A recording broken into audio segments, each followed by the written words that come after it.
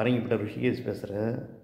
இன்று நடக்கக்கூடிய Israel Iran போர் ரொம்ப தப்பான பாதையை நோக்கி போய்கிட்டு இருக்குது. ஆனால் இஸ்ரேல் கிளைத்தியார்கள் மீது தாக்குதல் நடத்திச்சு, அவங்களுக்கு அது சரி. ஆனால் ஈரான் மீது இவங்க போர் தொடுத்தது ரொம்ப தப்பு, தாக்குதல் நடத்துனது. இன்றைக்கி ஈரான் திருப்பி அடிக்குது. திருப்பி அடிக்கும் போது அதை தாங்க முடியாத அளவுக்கு இஸ்ரேல் ஆயிடுச்சு. உலக மகா போர் குற்றவாளியாக பெஞ்சமின் நேதன்யாகு இஸ்ரேல் பிரதமர் இருக்கிறார். அவர் மரியாதையாக பதவியை விலகிட்டு ஓடிட்டால் நல்லது. அவர் முன்பின் யோசிக்காமல் மடத்தனமான ஒரு செயலை செஞ்சிட்டார். சுற்றி இஸ்லாமியர்கள் நாடு இருக்கும்போது பேச்சுவார்த்தையின் மூலம் காசாவுக்கு விடுதலை கொடுத்து பாலஸ்தீனத்தோடு சேர்த்து பாலஸ்தீனத்துக்கும் விடுதலை கொடுக்கறதுக்கான வழியை செஞ்சுருந்தால் இஸ்ரேல் ஒரு நல்ல நாடாக இருந்திருக்கும். பக்கத்தில் உள்ள நாட்டுக்கிட்டலாம் சண்டை போட்டுக்கிட்டு நீங்கள் போடுற சண்டை உலக போராக மாறுறதுக்கு வழி வைக்கிறீங்க. இது எவ்வளோ அறிவுகிட்டத்தனம்! இது ஒரு படித்த மக்கள் செய்கிற வேலையா? யூதர்கள்லாம் அறிவாளிகள்னு சொல்லுவாங்க, ஜீவ்ஸ்லாம் ரொம்ப அறிவாளிங்க. இவனுக்கு அறிவு பார்த்திங்களா எப்படிப்பட்ட அறிவுன்னு?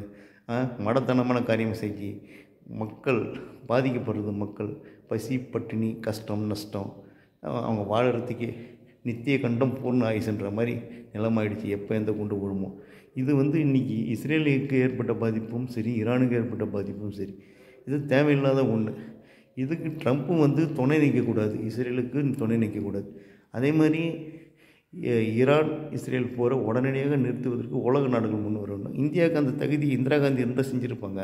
அந்த தகுதி இல்லாதவங்களாம் இன்றைக்கி இந்த நாட்டில் மேலிடத்தில் இருக்கிறதால அவங்களெல்லாம் செய்ய முடியாது. அவங்களெல்லாம் நம்புறதும் வேஸ்ட்டு. அவங்களாம் வீணாக போன கும்பல்.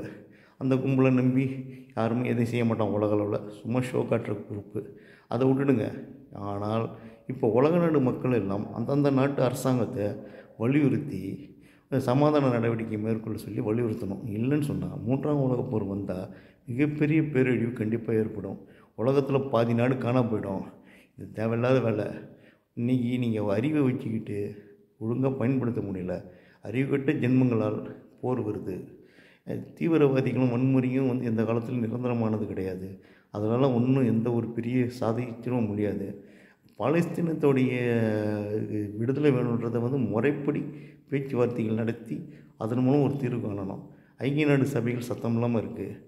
பெஞ்சமின் நேதன்யாகு இவர் யாருன்னு சொன்னால் இஸ்ரேல் பிரதமர். அவர் ஏற்கனவே சர்வதேச குற்றவியல் நீதிமன்றங்களால் பிடியாணை பிடிக்கப்பட்டவர். அவர் ஒரு சர்வதேச போர் குற்றவாளின்னு சொல்லலாம். அவர் நல்லவர் இல்லை. ஆனால் பெஞ்சமின் நேதன்யாகுவுக்கு ஆதரவாக இந்திய அரசாங்கம் இருக்கிறது வேதனைக்குரியது. இது இஸ்லாமியர்களுக்கோ யூதர்களுக்கோ உள்ள பிரச்சனை இல்லை, உலகத்தில் வாழக்கூடிய 450 கோடி மக்களுக்கும் பிரச்சனை. இந்த பூமி பந்தை இவனுக்கு அழிச்சிடுவானுங்க. இவனுக்கு அறிவு கட்ட முண்டம். இந்த முண்ட பசங்களை நம்பி இந்த நாடு உலக நாடுகள் இருக்குது. ட்ரம்ப்பு கொஞ்சம் அறிவு இருந்தாருன்னா நிச்சயமாக அதை ஆதரிக்க மாட்டார். நான் ட்ரம்ப்புக்கும் இமெயில் கொடுத்துருக்குறேன், இஸ்ரேல் பிரதமருக்கும் கொடுத்துருக்குறேன், ஏன் போரை நிறுத்துங்கன்னு சொல்லி. அதெல்லாம் எந்த அளவுக்கு